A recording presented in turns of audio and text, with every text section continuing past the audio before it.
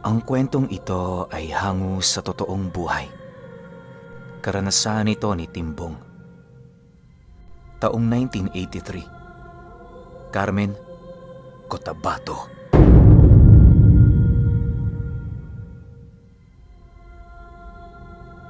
Itong mga panahong ito, kasalukuyang nasa edad 20 anyos itong si Timbong.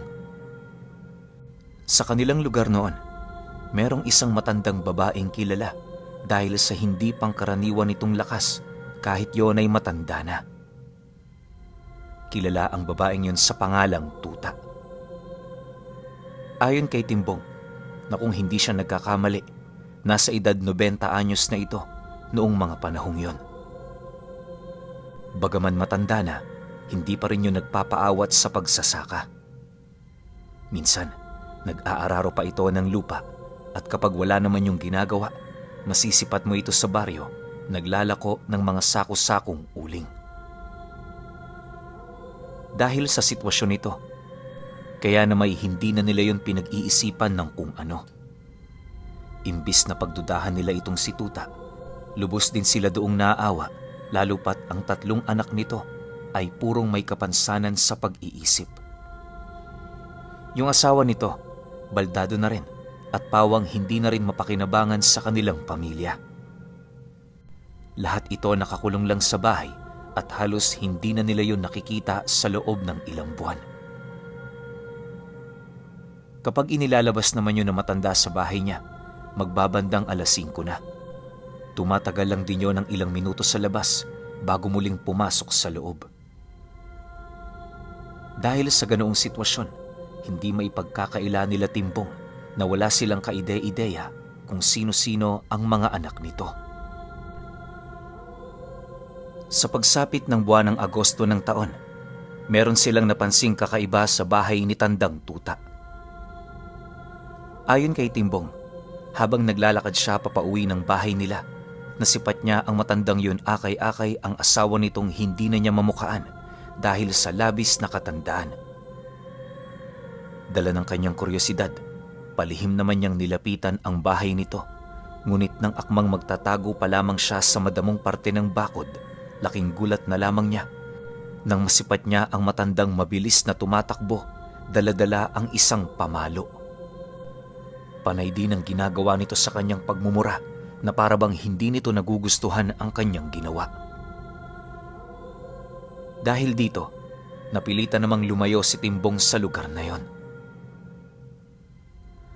Pagbalik niya sa kanilang tahanan, agad naman niyang inilahad sa kanyang nakatatandang kapatid ang nangyari. Akala nila hindi siya nito sinundan pero makalipas lamang ang ilang minuto, nasipat na nila si Tandang Tuta na naglalakad papalapit sa bahay nila. Pagpasok nito sa bakod ng kanilang tahanan, dali-dali naman yung tumungo sa entradang pinto ng kanilang bahay kung saan naroon itong si Timbong. Pagsilay sa kanya ng matanda, bakas naman sa pagmumukha nito ang matinding galit na animoy meron siyang ginawa ritong bagay na hindi nito mapapatawad. Paghinga ng malalim ng matanda, galit naman yung nagwika sa kanya ng, "Sa susunod na makita pa kita sa bahay ko, hindi na kita pa uuwiin pa. Huwag mong ituring na laro ang mga bagay-bagay. Kahit nandyan ang mga magulang mo, wala silang magagawa para mailigtas ka."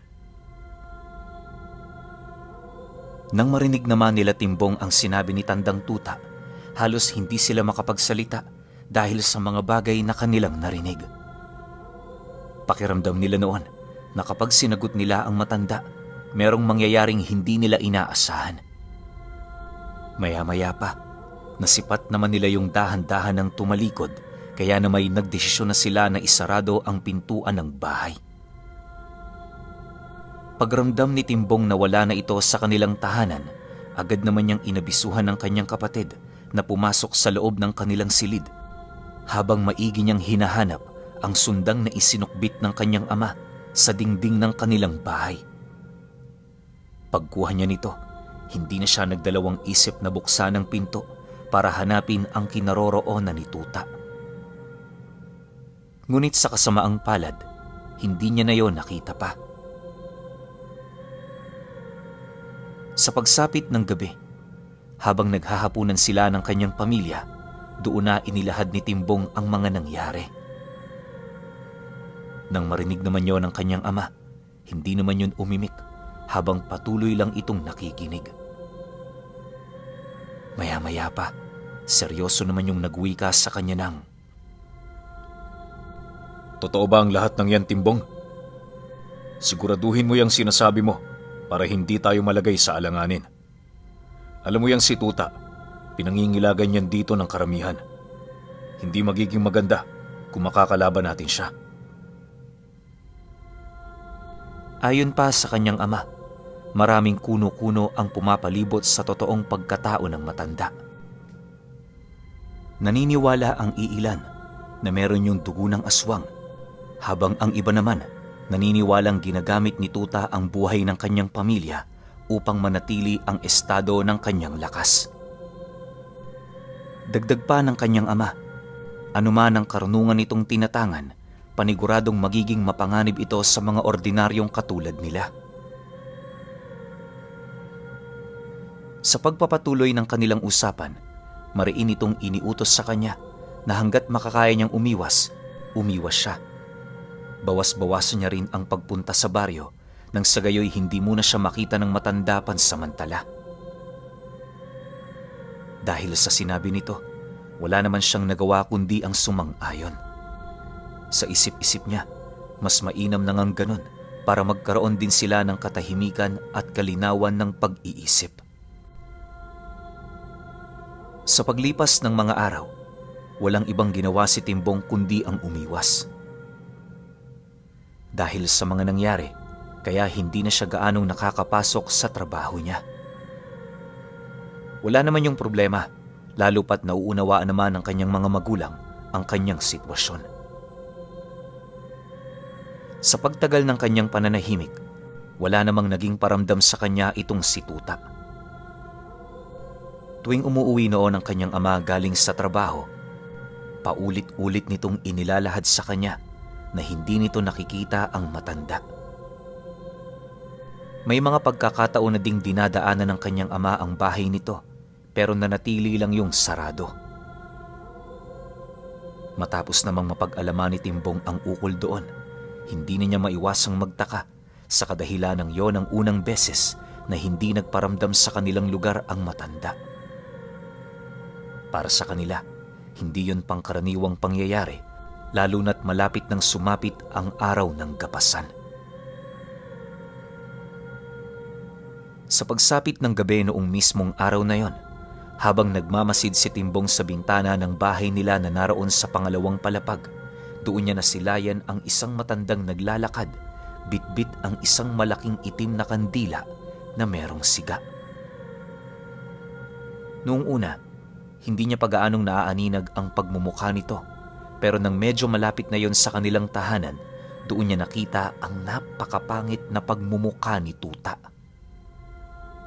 Dahan-dahan yung tumingin sa bahay nila habang patuloy itong nag-uusal. Pagsilay naman ni Timbong sa matandang yon, pinilit naman niyang isara ang bintana, ngunit parabang may kung anong puwersa ang pumipigil dito. Nang mapagtanto niyang hindi na niya yon masasara, napilitan na lang siyang tawagin ang kanyang ama. Pagkarinig naman ito sa kanyang sigaw, nagmamadali naman yung tumungo sa ikalawang palapag ng bahay para alamin ang mga kasalukuyang nangyayari doon. Subalit, pagsilay nito sa labas ng bahay kasama siya, wala naman yung nakikita. Si Timbong noon, takot na dahil kahit anong gawin niyang pagturo sa kinaroroonan ng matanda, tila bang hindi ito nakikita ng kanyang ama. Pagkaraan pa ng ilang minutong pakikipagtalo niya rito, bigla naman siya nitong sinapak habang iritableng nagwiwika sa kanya ng, "Nagdodroga ka ba, Timbong? Alam mong walang tao dyan sa kalsada ay pinagpipilitan mo pa. Matulog ka na nga. Nakakabulabog ka ng mga tao rito." Nang marinig naman niya ang sinabi nito, wala na siyang nagawa kundi ang manahimik. Pagkababa nito sa unang palapag, pinilit naman niyang bumalik sa bintana para isara ito. Subalit, paghawak niya sa hawakan nito, laking gulat na lamang niya nang makakapa siya ng malalamig na daliri. Dahan-dahan niyang sinipat ang bintana at doon niya nakita ang matandang kasalukuyang nakalutang sa ere, nakangisi habang nakatitig sa kanya. Sa ibaba ng bahay nila, naroon ang dalawa nitong anak na halos hindi na mamukhaan ni Timbong buhat sa nakakapangilabot nitong itsura. Anong akala mo? Nakalimot na ako sa'yo? Papatayin kita. Papatayin kita. Wika ni Tuta sa kanya. Nang marinig naman yon ni Timbong, agad naman niyang binitawan ang kamay nito, sabay sarado ng bintana. Sa sobra niyang pagkataranta, halos mawasak na ito. Mabuti na lang, may katibayan pa yon kahit papaano. Matapos ang mga pangyayari, patuloy pa rin niyang nakikita ang anino ni Tuta sa labas ng bahay nila. Umiikot-ikot yon na para bang wala itong balak na tantanan sila. Sa pagpapatuloy ng mga pangyayari, napilitan na siyang bumaba para doon na matulog sa silid ng mga kapatid niya. Habang nakahiga siya katabi ang mga ito, panay naman ang kanyang pagramdam sa buong paligid. Makalipas pa ang ilang minuto, muli na naman niyang nakita ang anino ng matanda sa gaserang nagsisilbing liwanag nila. Nang akmang papatayin na niya ang gaserang yon, sakto namang gumising ang kapatid niyang sumunod sa kanya, buhat sa kanyang ginagawang ingay. Maya-maya pa, pagtitigan nilang dalawa, pabulong naman yung nagwika sa kanya ng, "Kuya, ba't ka nandito? Di ba mas komportable ka dun sa silid mo?" Dahil sa sinabi nito, hindi na nagdalawang isip si Timbong na patayin ang gaserang yon. Matapos niya yung gawin, dali-dali naman siyang sumiksik sa kanyang kapatid para magpahinga. Dala ng pagod at pagkaantok, hindi na niya namalayan na nakatulog na pala siya. Sa paglipas pa ng mga araw, doon na unti-unting naalarma itong si Timbong dahil sa animoy napapadalas na pagpaparamdam sa kanya ng matanda. Mapaumaga man o gabi, nakakaya nitong bumisita sa kanilang tahanan na hindi natutunugan ng kanyang mga magulang. Ang mas nakakatakot pa sa lahat, labas-masok yon sa kanilang tahanan na halos siya lamang ang bukod tanging nakakapansin sa ginagawa nito. Hindi naglaon, dahil sa matinding takot at kawalan ng tulog, nagkaroon ng isang matinding karamdaman itong si Timbong. Isang umaga, nagising na lamang siya na halos wala na siyang kakayanan para iunat ang kanyang mga paa o umupo man lang. Hirap na rin siya noong lumingon dahil sa napakasakit ng leeg niya. Panay na rin noon ang pag-ikot ng kanyang paningin na para bang meron siyang nakaing kakaiba. Dahil dito, hindi na nagdalawang isip itong si Timbong na humingi ng tulong sa ama niya. Nang marinig naman ito ang karamdamang iniinda niya, hindi na ito nagdalawang isip na ipakonsulta siya sa isang albularyo. Pagdating nila sa albularyong naninirahan sa kanilang lugar, hindi pa man sila nakakapasok, rinig na nila ang pagmumura nito. Nang malapit na sila sa kinaroroonan ng matanda, panay lang naman ang ginagawa nitong pagtitig sa kanya habang nananatiling walang imik. Maya-maya pa, nagwika naman sa kanila ang albularyong yunang, "Demonyo talaga yang si Tuta. Kung sino-sino na lang ang binibiktima. Bakit ka ba niya kinagalitan? Ano ba ang ginawa mo sa kanya?" Nang marinig naman ni Timbong ang sinabi nito, hindi na siya nagdalawang isip na ilahad doon ang tungkol sa mga nangyari.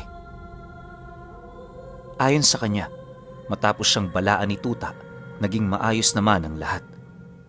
Marahil ay kaya siya nito binalikan ay dahil sa ipinagsabi niya sa kanyang pamilya ang totoong pagkatao nito. Pagtatapat pa ni Timbong sa albularyo, maliban doon, wala na siyang ginawang mga bagay na maaaring kagalitan nito. Dagdag pa niya na nasisiguro niya yun lamang ang mga bagay na ginawa niya sa matanda. Dahil sa kanyang sinabi, agad namang inilahad ng albularyo ang tungkol sa pagkatao ni Tuta. Ayon sa matanda, matagal na panahon niyang alam ang tungkol sa pagiging aswang nito. Alam niya ring hindi pangkaraniwang tao ang asawa at mga anak nito sa kadahilanang ginagamit lamang yun ni Tuta upang mapanatili ang kanyang lakas at kabataan ng kanyang katawan. Dagdag pa ng albularyo na kilala rin nila yung mabagsik sa mga tao, lalong-lalo na sa mga pangkaraniwang mangmang pagdating sa mga lihim na karunungan. Sa pagpapatuloy ng kanilang pag-uusap, doon niya napag-alaman kung ano ang karamdamang bumalot sa kanya. Malakas ang kutob ng albularyo na nilason siya ni Tuta sa pamamagitan ng mga ibinaon nitong agimat sa mga anak nito. Maaaring ang pagbisita nito sa kanilang tahanan ng hindi natutunugan ng kanyang mga kamag-anak ang ginawa nitong hakbang upang siya ay mahulog sa patibong nito. Dagdag pa ng albularyo na sa ganoon niyang kalagayan, mataas ang tsansa na hinigupan siya ng buhay ng matanda. Napakatuso niyang si Tuta. Gumagamit niya ng ibang tao para madugtungan ang mga buhay nila. Hindi yan ang pangkaraniwang aswang na alam niyo, sapagkat hindi lang siya kumakain ng karne ng tao, bagkus ay hinahabi niya pa ang mga kaluluwa nito para maging kapakipakinabang para sa kanya. Sa lahat ng uri ng aswang, ang lahi ni Tuta ang pinakasalot sa lahat. Paglalahad ng albularyo sa kanila. Matapos naman itong makapagbigay ng detalye ukol kay Tuta, inabisuhan nito ang kanyang pamilya na kung maaari hayaan na muna siya roong magpahinga pansamantala. Hindi kasi siya maaaring umuwi, lalo pat labas-masok na si Tuta sa kanilang pamamahay. Ayon pa sa albularyo, dahil sa ginawa ng nilalang na yon, kinakailangan nilang muling pabasbasan sa simbahan ang kanilang bahay. Kung hindi nila yon gagawin, magpapatuloy lamang si Tuta sa pag-atake nito nang hindi nila nalalaman. Dahil sa sinabi ng albularyo, wala namang nagawa ang kanyang ama kundi ang sumang-ayon. Matapos ang kanilang pag-uusap, binantayan muna ng mga ito si Timbong ng ilang oras bago tuluyang bumalik sa kanilang bahay. Kinahapunan noong mismong araw, wala naman siyang ibang ginawa kundi ang manatiling nakahiga habang patuloy na nagpapausok ang matanda sa buong paligid. Tapos na rin siya nitong hilutin sa pamamagitan ng langis at tawasin, kaya na may ibinuhos na lamang nito ang natitira nitong oras sa pagtataas ng depensa ng tahanan. Pagbalik ng matanda sa kanyang kinaroroonan, mahinahon naman yung nagsindi ng gasera sa kanyang tabi habang siya ay pinagmamasdan. Matulog ka ng mahimbing mamaya para makabawi ka kinabukasan. Huwag mong pansinin ang mga ingay na iyong maririnig. Tandaan mo, sa lugar na ito, walang mangyayaring masama sa iyo. Wika ng albularyo. Pagkarinig naman ni Timbong sa sinabi ng matanda, hindi na siya nagdalawang isip na nagtanong doon ng, "Matutuntun pa kaya ako dito ni Tuta, Manong? Pakiramdam ko kasi parang nasa labas lang siya eh. Ano ho ang gagawin ko kapag nakita ko na naman ang kanyang anino? Pakiusap, tulungan niyo ho ako. Takot na ako sa kanya eh." Sa Diyos ka lang dapat matakot, iho. Huwag kang matakot sa mga demonyo sapagkat wala naman silang kakayahan para paslangin ang kaluluwa mo. Hayaan mo yang si Tuta. Kapag pumunta yan dito, ako mismo ang papatay sa kanya. Sagot naman ng albularyo habang ipinapakita ang talim ng talibong nitong hawak-hawak. Dahil sa sinabi nito, kahit papaano, pinilit naman niyang maging kampante. Sa paglalim pa ng gabi, pinilit ni Timbong na makatulog nang sa gayoy makabawi siya ng lakas kinabukasan. Subalit, habang nasa kasagsagan siya ng pamamahinga, bigla naman siyang napabalikwas nang marinig niya ang boses ng matandang animoy na mimilipit sa sakit. Dala ng kanyang pag-aalala, agad naman niyang hinanap ang kinaroroonan nito, subalit hindi niya yon nakita. Pagsilay niya sa entradang pinto ng kubo, bigla namang nanlaki ang kanyang mga mata matapos niya itong masipat na nakabukas. Dala ng takot niya, pinilit naman niyang tumayo para isara ito. Ngunit nang marating na niya ang lugar na yon, doon niya nakita ang albularyo sa labas, kaharap si Tuta at ang aninong kawangis nito. Sa estado ng albularyong yon, ramdam na ramdam ni Timbong na hindi yun nasa maayos na sitwasyon. Makalipas lamang ang ilang minutong pagmamasid, nang masipat naman siya nitong nakasilip, agad naman siya nitong sinigawan na isarado ang pinto. Dagdag pa ng matanda na kahit anong mangyari, wag na wag niya yung bubuksan. Nang marinig naman ni Timbong ang sinabi nito, agad naman niya yung itinrangka sabay lagay ng mga upuan sa harapan nito. Sinigurado niyang hindi yun mabubuksan para kung sakali man mahihirapan doong pumasok ang nilalang. Matapos niya itong maisakatuparan, agad naman siyang naghanap ng isang maliit na butas kung saan niya masasaksihan ang mga susunod na kaganapan. Dahil gawa lang sa pawid ang dingding ng bahay ng matanda, kaya na may hindi naging mahirap para sa kanya na lumikha doon ng butas. Pagsilay niya sa kinaroroonan ng albularyo, kitang-kita niya kung papaano ito pagtulungan ni Tuta at nang anino nitong animoy merong sariling buhay. Sa pagpapatuloy ng kanyang pagmamasid, kitang-kita niya kung papaano makipaglaban ang albularyo habang nagpapakawala ito ng mga buhay na kataga.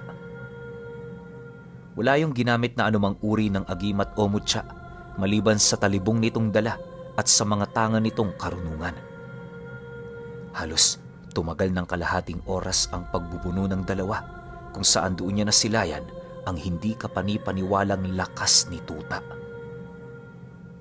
Maya-maya pa, nang maramdaman ng nilalang na medyo dehado na ito sa laban, bigla naman yung umatungal ng napakalakas kung saan doon niya nasilayan ang mga anak nitong mabilis na tumatakbo ng nakatuwad. Paglapit ng mga ito sa kinaroroonan ni Tuta, para naman yung mga hayop na animoy walang sariling pag-iisip. Nang masipat naman ng albularyo ang pagdating ng pamilya nito, napangisi lang naman yon habang nagwiwika kay Tuta ng, "Ngayon, talagang balak mo na akong patayin." "Ano, Tuta? Kumusta ka? Ilang taon din tayong hindi nagkita. Di ba sinabi ko na sa'yo noon pa? Magpapakabait ka rito. Kahit kilala kita, hindi ako magdadalawang isip na paslangin ka." Nang marinig naman ni Tuta ang sinabi nito, bigla naman yung umangil habang sumasagot sa albularyo ng, "Hindi ako ang mga pangkaraniwang nilalang na kinakalaban mo. Huwag kang magsalita ng tapos. Baka sa huli, ikaw mismong kainin yan." Kasabay ng pagwika nito ay ang paghawak naman ni Tuta sa mga anak niya. Mula roon, saksing buhay itong si Timbong kung papaano kunin ng nilalang ang buhay ng mga anak nito. Sa isang iglap, bigla namang umumbok ang katawan nito, hudyat na nadagdaga ng kasalukuyan nitong tinatangang kapangyarihan. Pagsilay naman doon ng albularyo, meron lang itong ibinaong kulay puting bagay sa lupa na siyang naging sanhi upang lumiwanag ang buong paligid. Pagbalik ng paningin ni Timbong, nakita na lamang niya ang albularyong nakatingin ng malayo sa napakatahimik na lugar. Pagpasok nito, inabisuhan siya nitong patay na ang pamilyang gumagambala sa kanya. Hindi na rin inilahad ng albularyo ang detalye ukol sa mga nangyari, basta ayon dito, nagtawag ito ng hukbo ng mga tamawong napapaloob sa gamit na kanyang ibinaon. Dagdag pa ng albularyo, huwag na niyang tangkaing alamin ang tungkol sa mga bagay na yon, lalo pat kahit anong gawin niya, wala siyang kakayahang unawain ang mga bagay-bagay. Sa paglipas ng mga araw, nanumbalik na ang dating sigla ni Timbong. Hindi na rin siya noon gaanong nababahala sa kanilang lugar, alinsunod sa sinabi ng albularyo. Halos 1 buwan lang noon ang lumipas, nagkaroon na siya ng lakas para dumaan sa bahay ni Tuta. Pagsilay niya sa lugar, napansin niyang matagal na panahon na palang wala roong naninirahan. Dahil dito, nagsilbi naman yun sa kanyang hakbang para tuluyan ng makalimutan ang tungkol sa mga nangyari. Pero alam niyo ba, na kahit tumanda na itong si Timbong, ni minsan hindi niya pa rin nakalimutan yung aswang na may kakambal na anino na si Tuta.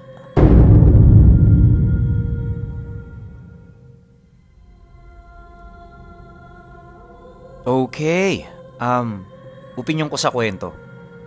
Napansin ko rito sa buong kwento, pinaka-naangasan ako dun sa albularyong tumulong sa kanya. Isipin ninyo nagbaon ng bato sa ilalim ng lupa tapos lumiwanag yung buong paligid. Bakit lumiwanag? Kasi merong dumating na hukbo ng mga tamawo. Sobrang lakas nun. Sayang lang wala tayong kwento nitong albularyo na to, pero sobra ako naging interesado Kaso nga lang, parang, kinuwento ni Timbong yung tungkol sa albularyo, nasaksihan niya yon, o pinaliwanag ng albularyo sa kanya kung ano yung tulong na hiningi. Pero wala nang kahit na ano pang detalye. Tsaka parang pinutol na rin ng albularyo yung connection niya rito kila Timbong. Kasi yan, sabi nga niya, kahit anong pag-unawa mo, kahit anong pag-intindi mo, hindi mo to magigets. Diba? Hindi niya magigets yung bagay na yun. Kasi, yun nga, unang-una, mangmang si Timbong sa mga lihim na karunungan. Tsaka yung albularyo, siguro wala siyang nararamdaman kay Timbong para gawing disipulo to. Diba? So, parang yun lang yung nakita ko sa buong kwento, pero nakakatakot tong si Tuta. Alam ko, karamihan sa inyo isipin, nakita yung title, Tuta, ano to? Tungkol na naman sa aso? Pero hindi. Pangalan pala yan ng isang batikan o isang bantog na aswang sa lugar nila Timbong. Pero kayo, kung may opinyon kayo sa kwentong ito, comment nyo lang sa baba. Yun lang. Hanggang sa susunod na kwento. Salamat.